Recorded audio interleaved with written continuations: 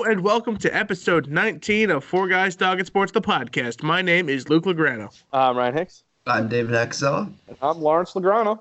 Yes, Four Guys Talkin Sports, the show where all four hosts are begging Steve Cohen to pay us instead of the New York Mets. Gentlemen, how are we doing this week? Great. Fantastic, how are you? Man. It's been a jam-packed week of sports news. Been quite a busy week. Ridiculously busy. And looking at the sports in season right now, we're going to be talking a lot about the ones that, we don't usually talk about when it's this time of year, right? Yeah, dude, it's the dark time. There was time a Super in between Bowl. Football and baseball. There was a Super Bowl 5 days ago, and we didn't talk about it when we first got on this call. Like, that's how crazy of a week it has been. Truly. It's been jam-packed, and we're going to have some work to put in. So let's start with the opener of this show. Reports are saying Steve Cohen is backing out of his deal to become the new majority owner of the New York Mets. It's still unclear what happened, but it appears in the late stages of finalizing the deal with the Wilpons. The Wilpons themselves tried to change their agreement. Specifically, Jeff Wilpon would continue to have decision-making power after the 5-year period where the Wilpons would maintain control over the team. There are also rumors Cohen asked to drop the price of his investment, and now we're in this room. Lawrence, to steal a term from the Jets, how concerned should fans be now that the Mets have butt-fumbled this deal? I mean, this is what literally gave everyone hope. I mean, this guy came in 2 months ago, richest owner in sports, was going to buy the Mets, spend, and we were finally freed from the existence that is the Jeff, and Fred Wilpon curse. And then this crybaby starts acting up, getting all mad that dad's taking away his toy and wants to sell it. And like you said, now we're in this room, and now we're still miserable, and there's no end in sight. Manfred said the deal is not happening. So there was a shred of hope when the reports started coming out from that fake Twitter, and then Rosenthal had it a couple hours later, and everyone was like, maybe this isn't real, but it's the Mets. Come on, it's real. So Ryan, as an outsider, how does this look to you as someone who doesn't put up with this on a yearly basis? I mean, I just think it's hilarious. Like, the whole Mets offseason has been really bizarre. From start to finish, not at all what we had expected. But I'm confused as to, like, when you agree to sell a team, you'd assume that some thought has been put into that decision to the point where you wouldn't come out, a month later and say, oh, never mind, this isn't what we want to do. Like, I don't know how – I don't understand what transpired to where he was pulling out. And why the Wilpons thought they could – like, they would actually have a chance of still having say. Like, the whole thing's just odd. It's just weird. Wilpons absurd. And I feel like this doesn't happen too much out of New York, right? Because in the span of a day, a single 24 hours, we had the Wilpons lose this deal, and the news came out that Wilpon said that he wanted to keep having control after already asking for 5 years after the deal was done. And then in a note to talk about Steve Mills being fired, Jim Dolan just kind of throws in there that he's not selling the team, just kind of sprinkles it in there. That's a whole different story, though. I mean, but what's with that? New York That has owners sell and the just team. That has sell the team chance behind it, and the guy with crippling insecurity. Like that. You don't think if Mets fans weren't all white men in Queens that we wouldn't be chanting "sell the team"? Well, at the so here's an ask for you as a Met fan. This question was posed on the Michael Kay show today, and I thought it was brilliantly interesting. I'm talking to you both as Met fans right now. Would you trade the Wilpons for Jim Dolan? No. No? No. You wouldn't? No. Why not? Because the Knicks are the worst run organization in sports of the last decade, and it shows. Dave, here's the reason I'm going to pick the Mets are right up there, pal. The Mets won a World Series 5 years ago. They're not the worst run organization in all of sports. Dolan has 2 salary cap teams. I understand. That's the problem free up. The Wilpons don't want to spend their goddamn money. They lost half it to fucking Bernie Madoff. So, this is why I'm going to say Dolan. This is why I'm going to say Dolan, is because Dolan has missed more times than you can count. That you could put that guy 10 to 10, he'd miss every single decision that he made. But the problem is, he's willing, as wrong as he is, he's willing to shill out to win. And He's missed on Nilkin. He's missed on Jackson. He's made so many. He flopped with Durant and Kyrie. No, yeah, Ntilikina was Jackson's pick. He's just hiring the people that are doing these things. So he's just flopped. Phil Jackson just stole that money. He's flopped on a lot of things, but Jim Dolan has made it very apparent that he's willing to spend as much money as he needs to kind of put him in contention to win. The Wilpons, in a sport where you don't have a salary cap and you have the opportunity to go balls to the wall to win, are trying to save money. They're trying to keep it on the low. They're not trying to. Look, they lost a lot because they believed in a fraud. So sell the team. Sell the team and make it Jeff back. Doesn't want to do that, Luke. He literally will be nothing else in his entire life. Like, this is it. He runs the Mets. He got cold feet. Changed the parameters of the deal, and here we are. Disputing that. I understand it's idiots everywhere. I'm just trying to pick an idiot like you asked me. No, I just think that the negative attitude and dysfunction related to Dolan is too much. Yeah, the Wilpons at least hire someone and let them deal with it, like Dolan did with the Rangers. I don't know if that's true, though, because do you think the Wilpons are? I think Jeff's making a lot of decisions in the Mets organization. Yeah, I do. I think Fred is also advising on a lot of decisions that the Mets make. Yeah. You think they're handcuffing Brody and doing their own thing? Yes. Okay. I didn't have that impression, but if that is the case, that's really a similar scenario. I think it's always been the case. I think that's always been the curse of the Mets, is that you have to work with these two guys on top of you. I agree. I digress. While we're on baseball, let's talk about the biggest deal of this offseason so far. A 3-team trade has shaken up the MLB, with the star of the deal being Mookie Betts off to the sunny coast of Los Angeles. Betts, along with David Price, are off to the LA Dodgers. The Red Sox, in return, receive Alex Verdugo from LA and Brusdar Graterol, boy, I hope I said that right, from the Minnesota Twins. And the Twins will receive Dodgers reliever Kenta Maeda. Ryan, all the focus of this deal has been on the Red Sox. So what's your thoughts on Mookie being sent out west to the Dodgers?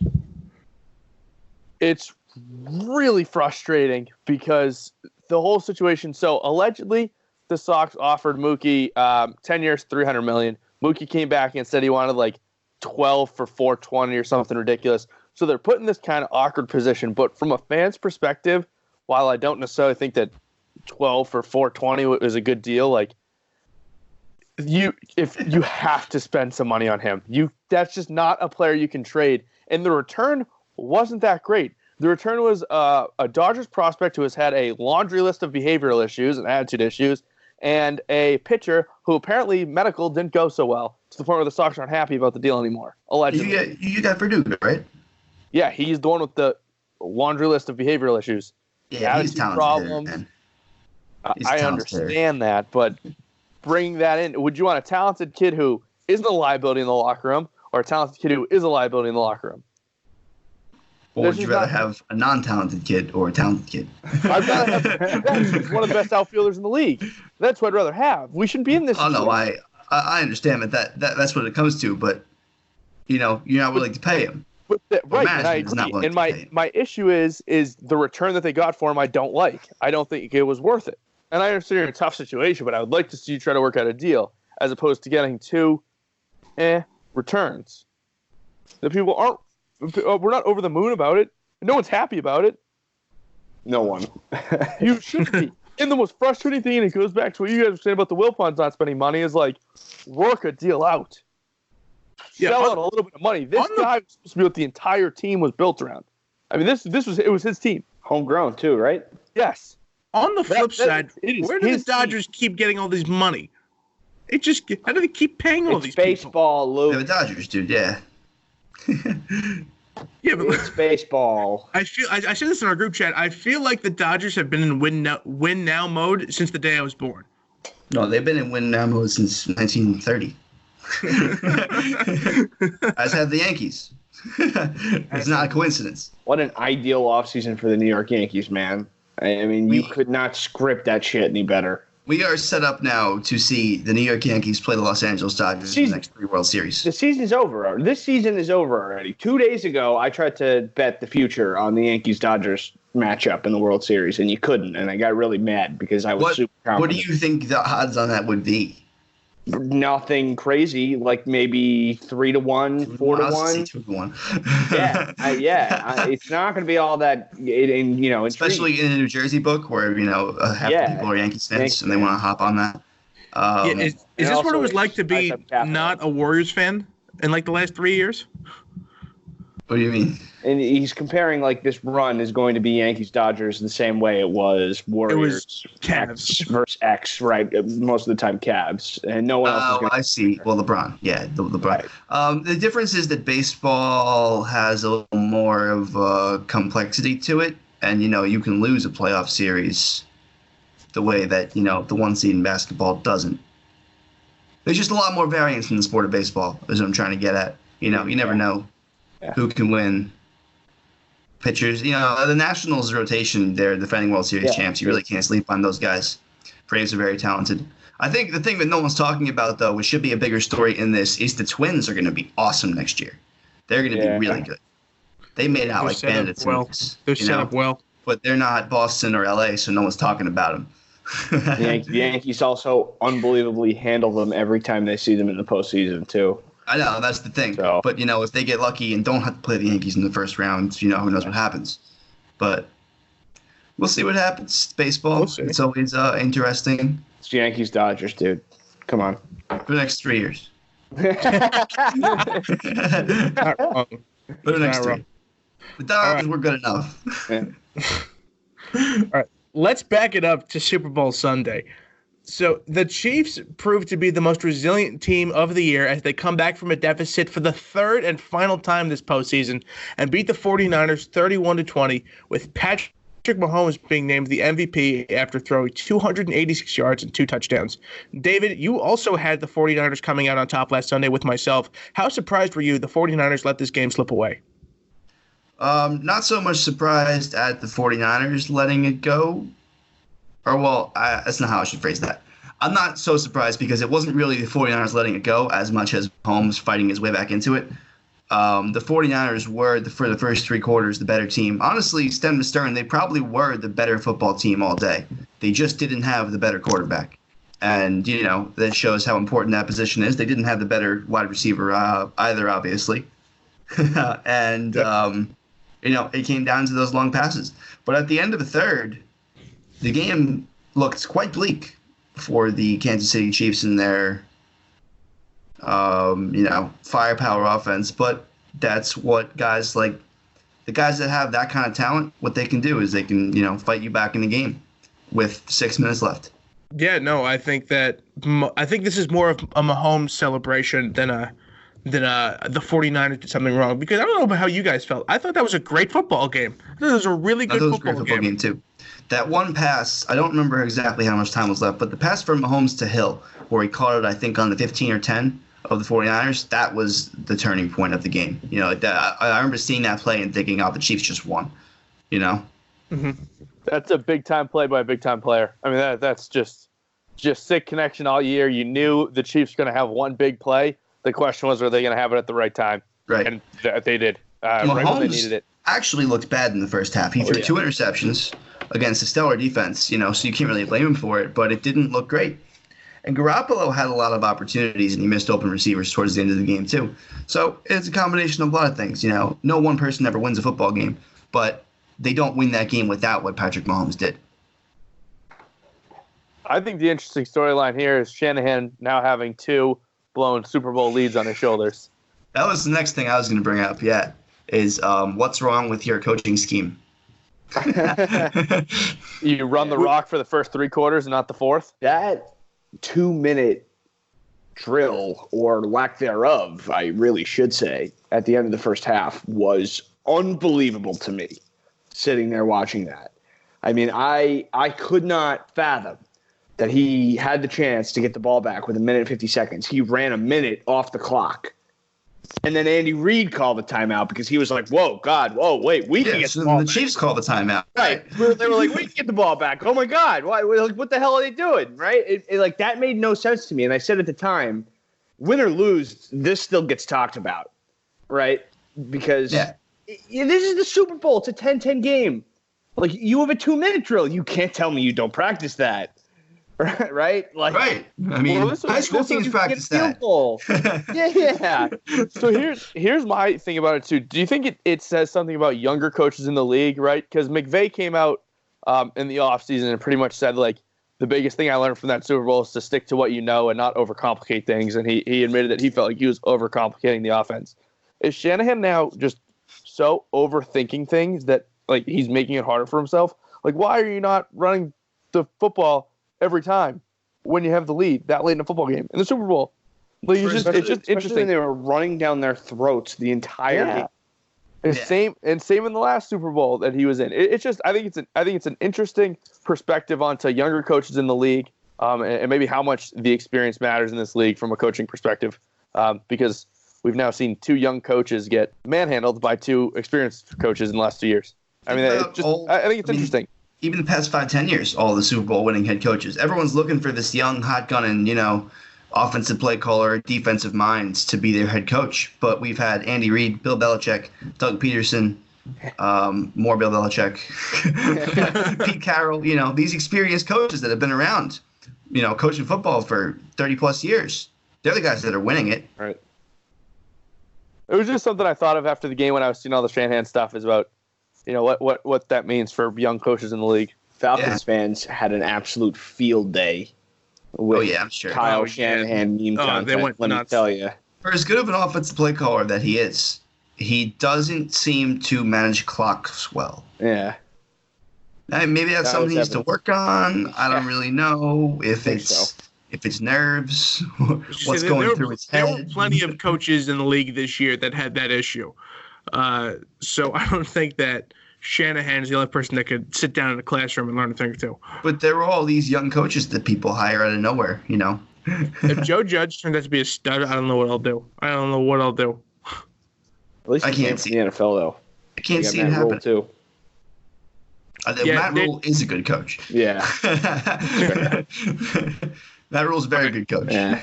It's true. First time in the NFL, though. We'll see. Yeah, it's a different world. But, I mean, Baylor is not a recruiting hotbed. Yeah. And he was able to compete with the likes of Georgia and Kirby Smart's recruiting ability in a bowl game. Yeah, it's no bullshit. No, yeah, it's he deserves it. Yep. Let's transition to the NBA, where a lot has been happening. So, as of recording the show, the trade deadline has passed us. This morning, quite a number of deals were completed. The notable moves include the Rockets trading Clint Capella, Nene, and Gerald Green in a 4-team deal and received Jordan Bell and Robert Covington. The Memphis Grizzlies sent Andre Iguodala in a trade that involved Justice Winslow coming from Miami to Memphis. Andre Drummond was sent from Detroit to Cleveland for a future second-round pick. Marcus Morris is off to the Clippers, with the Knicks getting Mo Harkless and the Clippers' first-round pick this year. But the biggest deal of them all, D'Angelo Russell is off to Minnesota, with Andrew Wiggins as the big piece coming in return for the Golden State Warriors. David, how would you rate today's trade deadline, and do you think any team is in much better shape than they were this time yesterday? It's really hard to say with the teams that have been involved, because the real teams we're looking at are the Lakers, Clippers, and Bucks, for long-term success, at least in my head. So, the Clippers made a nice little addition. The Lakers didn't really do anything. So, I mean, I guess I'm going to have to go with the Clippers. The Nuggets, I think, had a nice pickup, too. But it's all, they're all really role players. There was no stars moved. There's a bunch of role players that got moved around. And it's big news because it's the NBA and they only have, 10 guys on each team. The one star that did get moved, the one max contract that actually got moved, went from one bottom 3 team in the West to another bottom 3 team in the West. So right, yeah. So it's things like that. I think good on the Knicks for getting rid of Marcus Morris. I don't think they really got much though. Did they get a draft pick out of that? They got the Clippers' first round pick. They got Maurice Harkless. They got a second round pick next year. Oh, okay, so they got a lot. They also got a kid that was drafted in the second round last year they got the rights to him because he's still playing over in Ukraine. What is his name? His name is Yusef something. Oh, okay. Not somebody I'd recognize. I'm sorry. I'm sorry, Yusef. I don't remember your last name. Now I'm looking at the standings right now, and the Timberwolves have a lot of work if they want to put D'Angelo Russell to use. They've got a lot of work in front of them. Like you said, Lawrence, they're 14th right now. That is a real big pickup, though, for them. He's a very good player. I'm surprised the Warriors wanted to move him, but I guess they're seeing that they're going to get Clay back next year, and there's nowhere to put him. Steph back soon. So you gotta have one guy come off. One guy play the ball. So of course, it makes sense. I think the Heat, sneaky, had a good day too with Andre Iguodala. I mean, he makes out like a bandit, just not showing up for work the first 6 months, and then he gets an extension from a different team in sunny South Beach, Florida, with no state income tax.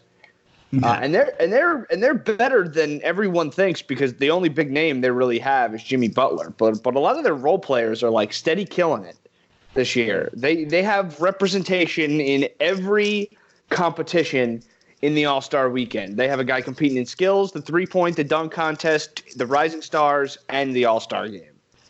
So the fact that they get AI for the locker room on a younger team, and they're in second place in the East right now, the Bucks did nothing. So I think they put themselves in a good spot too. I think they are in a good spot going forward. Sorry, look, what? Said careful how you use the nickname AI. Yeah, you got a point. And they were on the same team at one point too. That was confusing. That's crazy. Yeah, I forgot about that. Oh my god. Everybody knew what you meant, though. Yeah. Yeah, I know. But no, I mean, he looked nice. Jimmy Butler's a good player.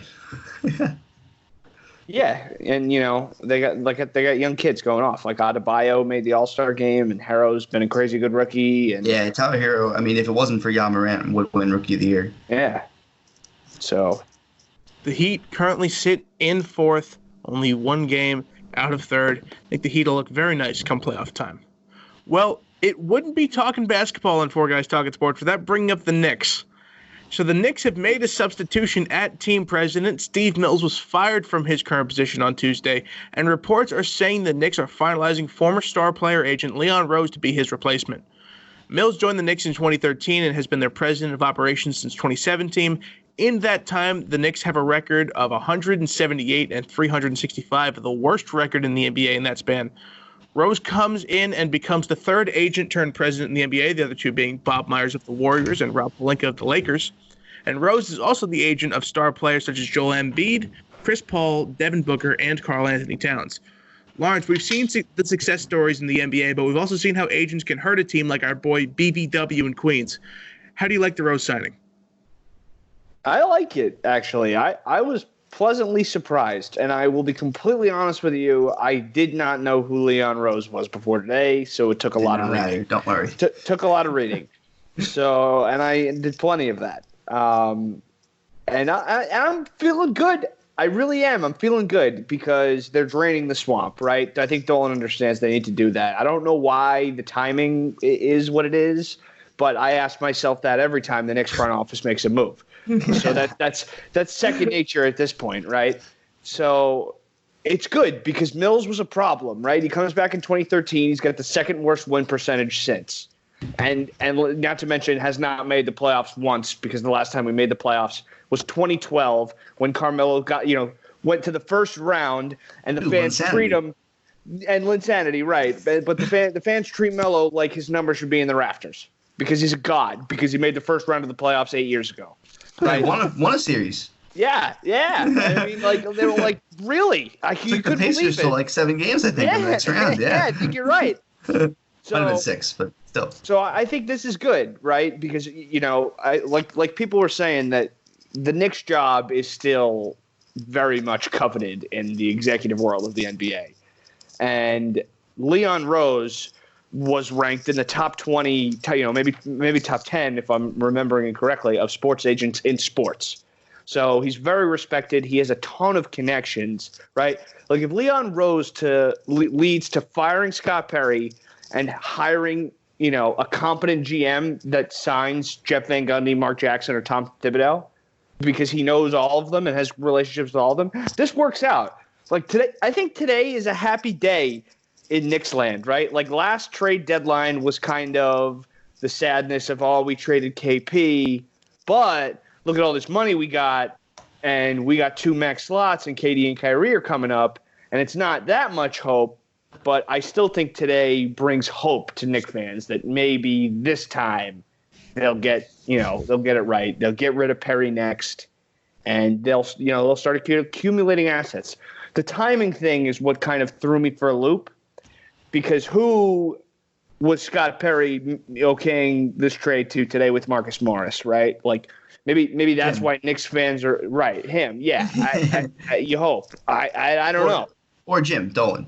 Right, but who knows, right? And who knows if they could have done anything further or gotten more for him if all of this wasn't going around, around you. And I think that's why Knicks fans may be upset today, is because the team was chock full of veterans on expiring contracts that could have been moved. Bobby Portis, Taj Gibson have been in trade rumors for weeks, right? So did the timing of firing and hiring a president affect what you could have done at the deadline? You hope not, but I'm sure it had. I don't know what they call. What is no? The word I'm looking for is just escaping me. It's a gun metaphor, so I'm just going to leave it out entirely. The thing that really would unsettle me and make me uneasy about the Knicks is that Steve Mills was taking calls and trying to negotiate trades the morning of his firing.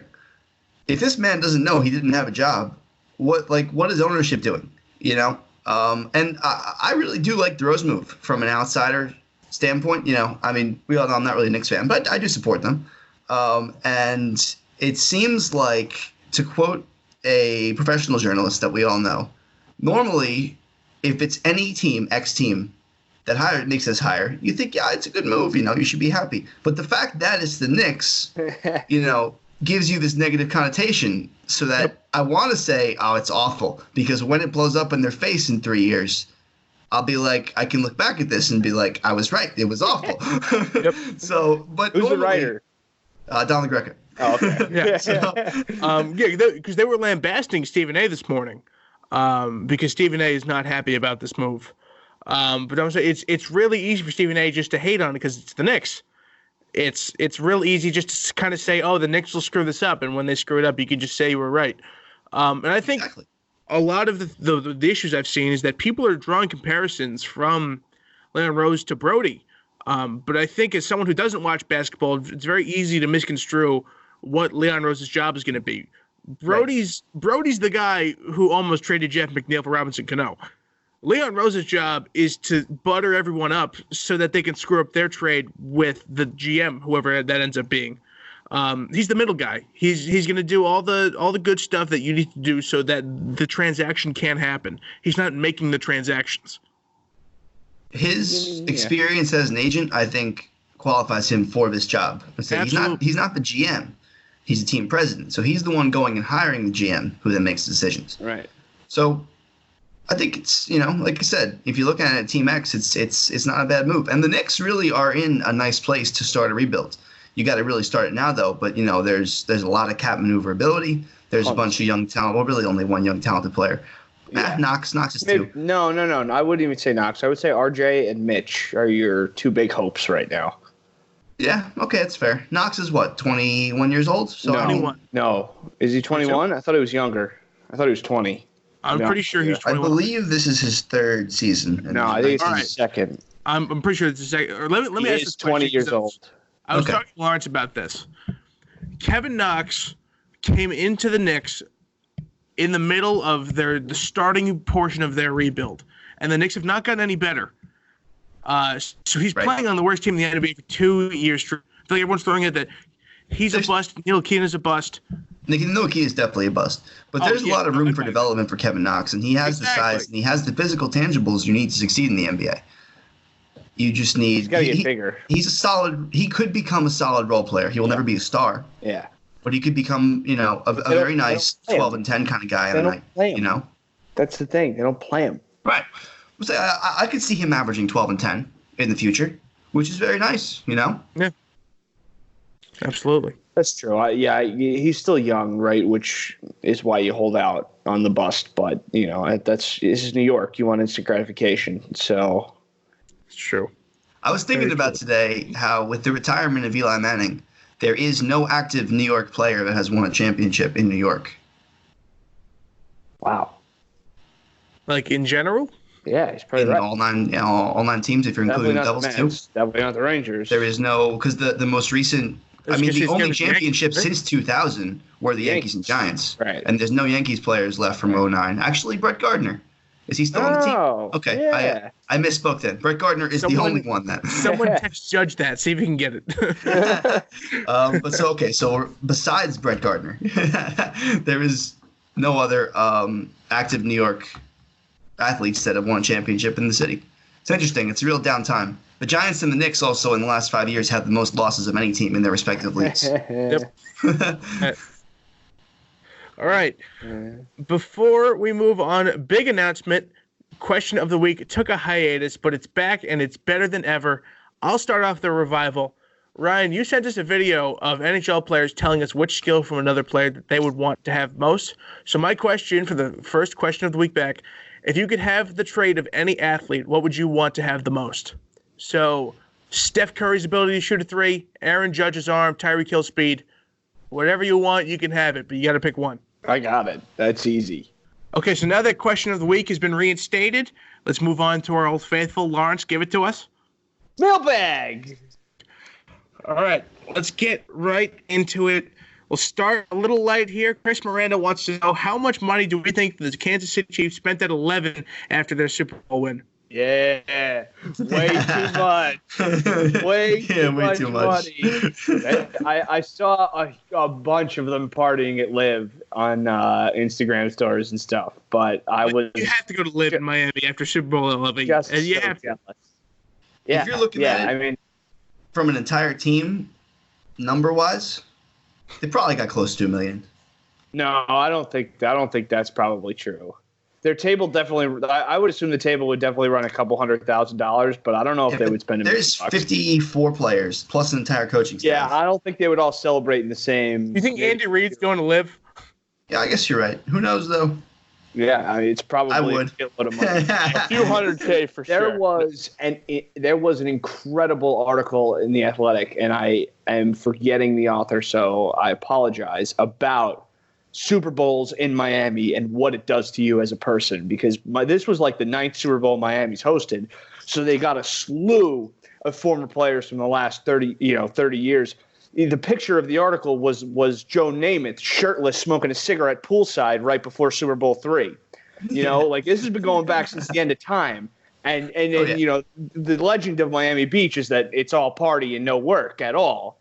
And the article, it was amazing about how like the Miami nightlife like just unbelievably tempts you throughout the entire week of practice, and like how the celebration afterward is like otherworldly because you're in Miami, I just want to think of like a world where it's like Tyreek Hill, Damian Williams, Travis Kelce, and like the place kicker right here, and they're all partying right next to each other.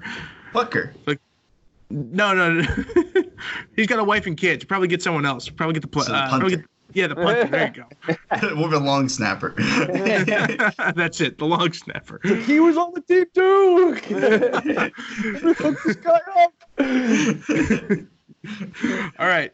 John Franklin wants to know, what is it actually going to take for the Wilpons to sell the Mets? Oh, Jeff to just make up his goddamn mind. Bankruptcy.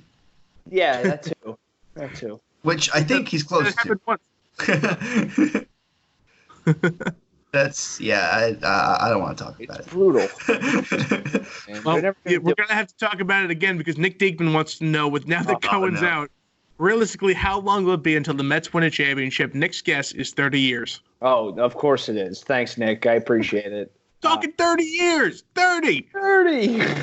It's definitely not going to be the next 3. Yeah, no. I was going to say, Mark is down for 2. Could you imagine they pull off an absolute miracle this year, though?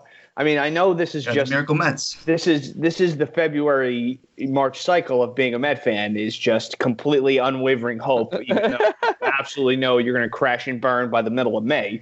But I'm in this cycle, so goddamn it, I'm going to enjoy it. And then, Rookie of the Year, home run leader, Cy Young winner, a lot of young developing players. It is a bright future. If they get Yoenis Cespedes back and healthy and he hits 40 home runs, I'm fine with 25. Right, me too, but I'm saying no one's accounting for that. No one's accounting for anything to come out of Cespedes. Lawrence, this team is a contender on paper. If you slide his bat into the middle of the lineup for an entire year and it falls out, we have a chance. We're not going to beat the Dodgers, though. Lawrence. Have you ever looked at the difference in the Mets record when Yoenis Cespedes is active in the past 4 years? I'm sure it's incredible. Look, if you could find the graphic, you should throw it up here for our YouTube viewers later on. If that's too much work for you, then fuck it. But it is absolutely incredible. Maybe like a link in the bio or something. You can say, let's see if we can find it, and if we do, I'll toss it up here. If it's just me pointing my finger, I'm sorry, everybody. Go Google I tried. It's not there. I tried. All right. It's absurd. And we were 3 games behind the team that won the World Series. So there's a contender on paper here. Unbelievable. No. Idea, right? It's just do yourselves a favor. Sure. Stop this now, so you don't have to worry about it later. I do this every year. It's February. I'll be sad in May. I was just I mean, what's the point of being a baseball fan if you're not going to have hope? Right now, there are people in Miami doing a podcast talking about how the Marlins have a chance to make the playoffs. I guarantee it's somewhere. There's someone that published a podcast where they believe that. That's baseball. That's the whole point. Everyone on opening day believes there's a chance. The sad truth of that. All right. Andrew Castigli wants to know, with Toronto acquiring a goalie, where does that leave the New York Rangers and Alex Georgiev?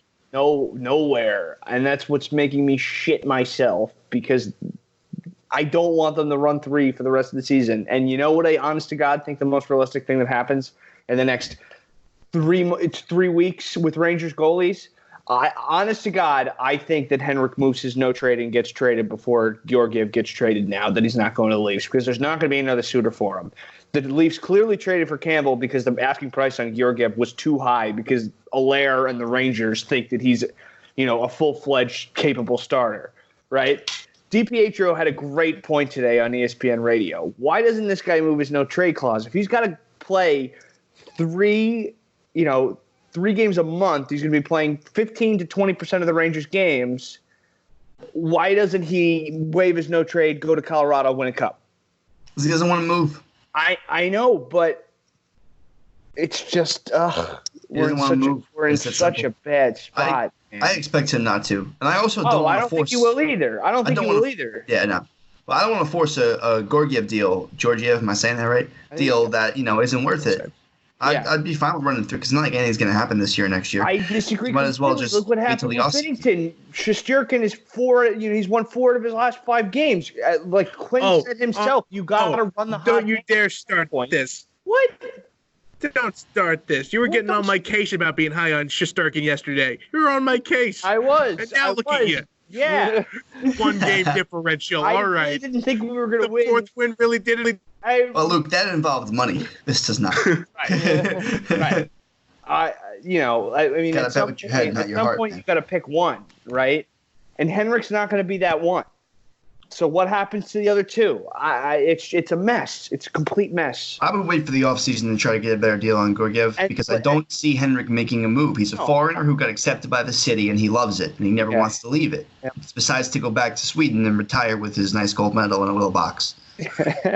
How many years are left on Hank's contract? 2. Including this one or on top of this one? Including this one, I believe. Yeah, so that's what I thought, right? Everything is up. The big Rangers offseason is 2 seasons from now, when we have to, get rid of Stahl, Brendan Smith, and Hank off the books. You just got to hope that Perrin still scores then. Yeah, I mean, but 2 years? Come on now. I think that's why he doesn't have the no trade clause. I think if this is the last year of his contract, he absolutely would be gone. But like David said, you don't want to move. It's different when you have 2 years left versus when you only have 3, 4, 5 months left. I think if he was looking at the last year of his contract right now, he'd be gone, and he'd go to a Colorado or a top-tier team that just needs a goalie. But when you have another 2 years left, it's a lot harder to waive that no-trade clause.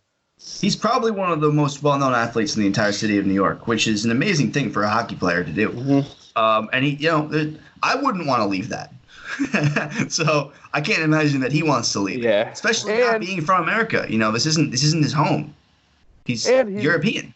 He's not really going out on bad terms. He's just there's a player there's a hot hand. You know what I mean? Yeah. Like right, there's no Ranger fan out there who's like angry at Lundqvist right now.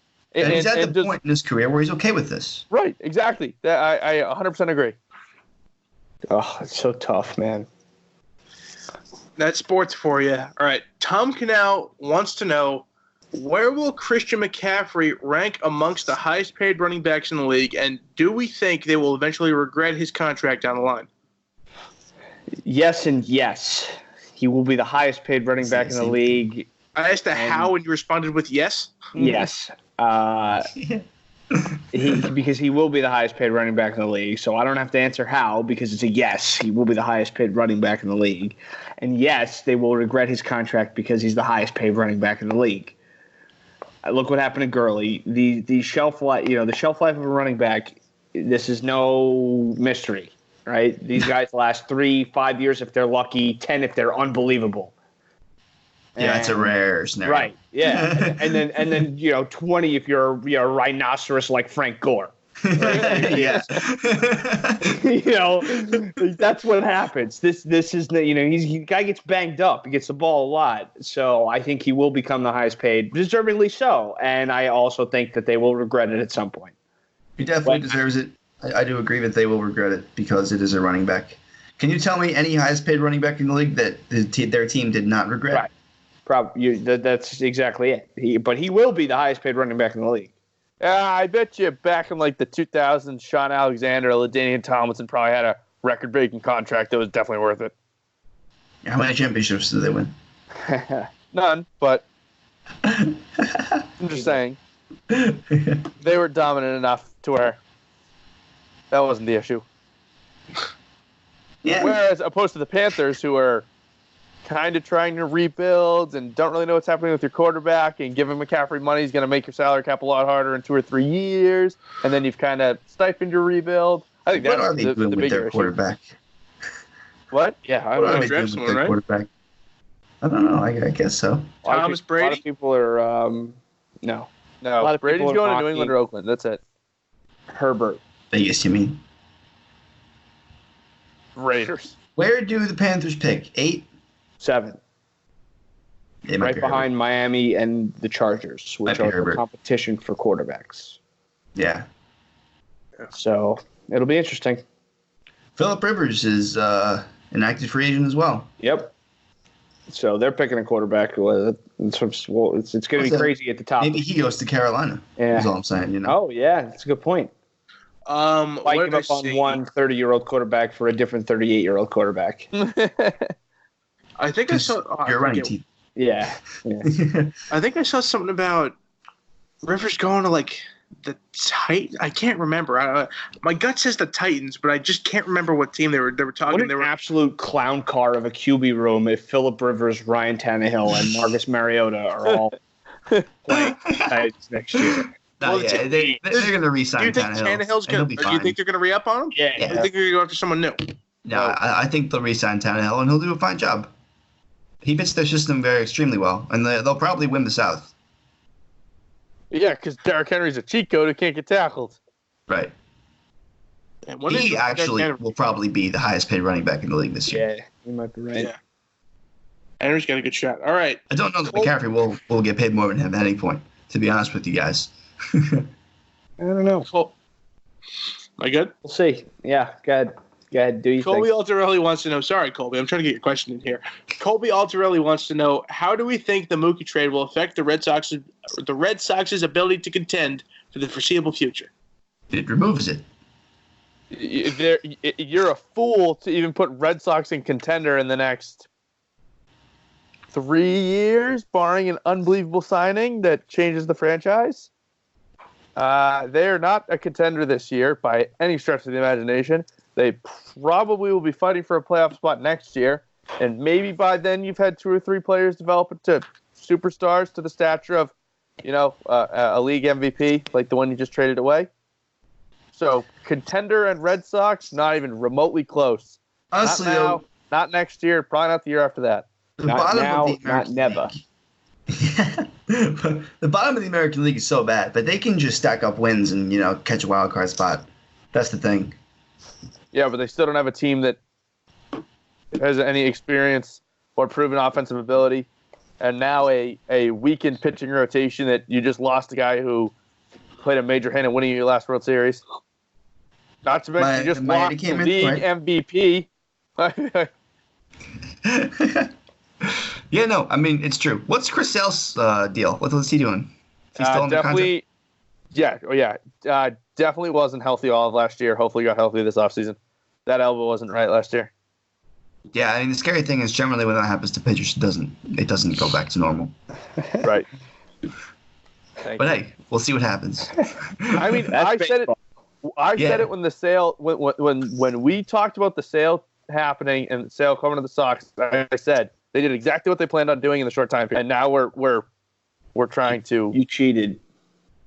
You did cheat. That definitely happened. We didn't. Sanctions next week, boys. We should have sanctions by the next episode. You cheated. We should have sanctions for the Red Sox. That's interesting. More baseball for you, Ryan. Let's say, can we make a pact to just have the three of us roast Ryan really hard next week when the punishment comes out? Let's not invite a Yankee fan to the show. We'll save him that, but we should go at him because his team cheated. You know what I mean? I'm down. I'm good for that. Hey, man, it led to the Yankees not winning a World Series, so I'm okay with it. Oh, okay. You know what? Fine. If they have to play the Yankees again in a playoff series, they can cheat as much as they want. Cheat all you want, please. Good point. Speaking of teams and their ability to contend, our last mailbag question, Brett Osatek wants to know our outlook on the Warriors for the next 5 years, and is it possible for them to return to the finals in that time? Well, certainly. Absolutely. Healthy Stephen Clay and Dre. Why not? I was going to say, why are you a no, Dave? They're getting old. The rest of the West is getting better. It's not the same dynamic. The game's changing a bit. They don't have that piece anymore. Steph Curry. No, I understand, but do you think Steph Curry could do it alone? He did once. That was 6 years ago. I know, before his injury, but I don't know. I think I would be. I mean, alone is a tough stretch because Klay Thompson is there. Yeah. I just don't see them getting over that hump of the Los Angeles teams anytime soon. Yeah, that's the toughie. And Denver's putting together a really nice squad too. Definitely. If the Warriors can go out and sign one more All-Star, I think honestly I could see a finals no problem. That's the difference, right? They have to go get that All-Star, but Kevin Durant. Durant's probably going to retire after this Brooklyn contract runs up. Honestly, yeah, I buy that. But Greg Oden. But Dave, we're forgetting that the Warriors still have three of probably the top 25 players in the NBA right now. And like we've said before, this is a league of duos. This is kind of what the game's all about. So they should still have that edge. Obviously, Clay probably won't be the same player that he was. I wouldn't put Draymond in their class either. I think that's a stretch. The West is so much better than the East in every way. But you only play three of those 8 teams that are incredibly deep, Dave. There's 8 incredibly deep teams in the West every year, and you only have to see 3 of them. Yeah, but you got to beat them all. That's the thing. It's very doable. You know, I mean, maybe. Then the Pelicans also are putting together a very nice team. I forgot to mention them. I mean, this year they won't amount to much, but the Pelicans just need a little bit of time. But yeah, so that's going to do it for mailbag. So good job, gentlemen. Now, on to the judges' trivia question of the week. Hey-o. Is it harder than the past? Boys, you'll never believe it. I got it with one hint. Oh, wow. So I'm going to have to, because the hint was very good. Very, very specific to me, so that helped a lot. So I'm going to have to do my best to kind of maneuver a way to not completely give it away, but kind of help you guys out. Okay. So you're doubting us getting it on the first try. Yeah, no, I think right off the bat you're going to have a tough time. Okay, wonderful. All right. So the category, again, is NHL. Okay. Some very straightforward question. Who is the first European to be drafted number 1 overall in the NHL draft? Oh, my God. Timo Solani? Nope. Good guess, though. Very good guess. First European? First European ever to be drafted number 1 overall. Did the New Jersey Devils make the selection? New Jersey Devils did not make the selection. Okay. I want to say, did Timo go number 1 overall? I don't know. He was just the oldest European I could think of. Was Yager number 1 overall? Yeah, Yager will be my next shot. Timu went 10th. Yager is incorrect. I will see when Yager was drafted. Is it like a well-known player, or is it like... Yes. Yager went 5th overall. Here's your hint. He's played in our lifetime. Was that your hint? No, that was not my hint. I can't give my hint because it only makes sense to one person. Can you tell me... am I that person? Or is no. it one of them? Is it me? Let's see. What else can I give you? Can you tell me his home nation? Russia. Nah, I wouldn't have been drafted from Russia. Let me find out. Finland. You want home nation? Yeah. Sweden. It's Sweden. Yeah, you're literally just hitting all the European countries. It's Sweden. Was Zetterberg? Zetterberg's incorrect. All right, last hint. This player is very, very well known by one of the 4 people here on this podcast. It was a Bruin. Yep. Any more guesses, gentlemen? I haven't made a single one. Big Z is incorrect. I was gonna say, there's no way he was a 1 overall. Why don't you want to toss something out here? Can I get what was the hint that Judge gave you? Thinking. I'll wait till everyone throws in the towel, and then I'll give you. Because Ryan, I think if I gave it to you, just give Ryan the hint. So everyone's tossing in the towel. Yeah, I'm out. Ryan, your hint is Justin Cate. I don't get it. I don't either. He's a Leafs fan, right? Matt Sundin was Canadian. Yeah. That was my first thought, too. California. One of the Sedins? The Sedin twins are incorrect. They were late draft picks, weren't they? Nope. The Canucks traded up to get to 2 to take them back to back. Yeah. Oh. Huh. Oh, crap. Resident Vancouver Canucks fan. Swedish players. Old Swedish players. I don't know. And the Justin Cate help didn't help. It's not Erik Karlsson, eh? I don't know. It's not Erik Karlsson. Who is it? Someone said it, but didn't guess it. What? What do you mean? What? Why would we have said it in a non-guessing form? To put it clearly, and I hope you liked my little theater monitor there, pretending like I didn't know anything. Lawrence did say it's definitely not Matt Sundin, to which David confirmed it's definitely not Matt Sundin. And the correct answer, boys, is Matt Sundin. I really thought he was from Canada. And like when you said that the hint only worked for me, that was my first thought. But then I was like, wait a second, he's Canadian, isn't he? Matt Sundin, if I remember correctly, I want to say was taken in the 95 draft, number 1. 1989 draft by the Quebec Nordiques. Wow. Wow. I mean, pretending like I had to look up his home nation. Of course I knew. All right, relax, Luke. But I knew it was not a Russian, though, because they didn't play during the Cold War. I knew that. I didn't know that. I'm going to chuck that up as another guy point over here. I'm going to chuck that up as another point for the judge. Congratulations, Judge. Yeah, Judge won that one. We should have got that one. Dude, I'm not really up on my hockey history. That's more you guys. You know, If it wasn't Sundin, I wasn't getting it. That's fair. Just because he's my favorite player of all time. You know, just the Leafs and the European did it for me. All right. That's going to wrap it up here for this episode of Four Guys Talking Sports. Yeah, we're good. I'm sorry to part ways with you, Lawrence. Okay. I want to see you soon. All right. But ladies and gentlemen, we hope you liked this episode. Be sure to leave it a like, subscribe to our channel. Be sure to follow us on Apple Podcasts and Spotify so you don't miss the 20th episode of Four Guys. And for all of us here at this lovely institution, my name is Luke Legrano. I'm Ryan Hicks. I'm David Axel. And I'm Lawrence Legrano.